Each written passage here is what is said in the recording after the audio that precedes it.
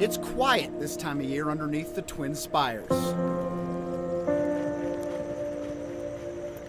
The spring meet ended in late June.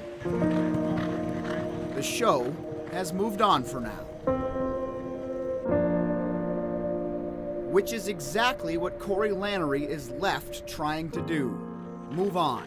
Or better said, return to normal.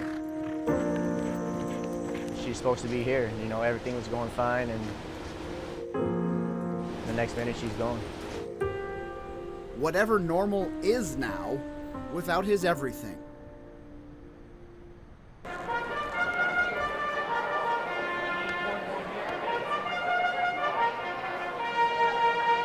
Two hours west of Churchill Downs in Henderson. That's where you'll find Lanerie racing now, still coping, still grieving. Sometimes I feel like I'm still in shock and, in disbelief. It just doesn't seem real. He's riding again because it frees his mind. When he's off the horse, Corey is dealing with the loss of his wife, Chantel. She was diagnosed with breast cancer early this year, but the fight was going well. Corey took her to the hospital on June 21st. She was having a little bit of back pain. I dropped her off in the front of the hospital. She went in, and then we got down. She checked herself in. Chantel was going to stay overnight.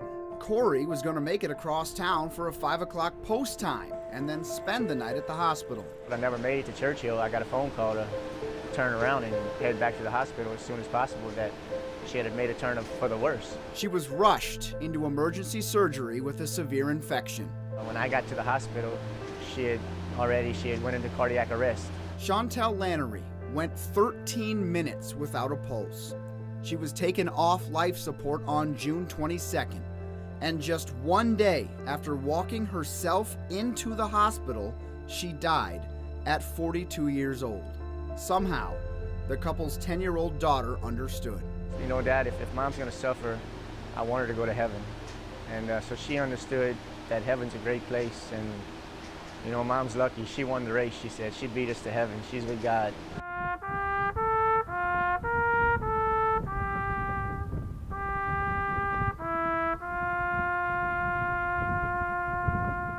There was an outpouring of emotion at Churchill Downs as the racing family came together to honor and remember Chantel just a day after she passed. But just to know you've got so much support and so many people cared and care about us, so it felt good. Corey was used to having it easy. I was basically a kid myself, she did everything. She ran the house, she paid the bills. My first check that I made when she was gone, I had to ask my mom how to make a deposit. I had forgot how to do it. That money came rolling in as soon as he returned to the track. After all, this hadn't changed.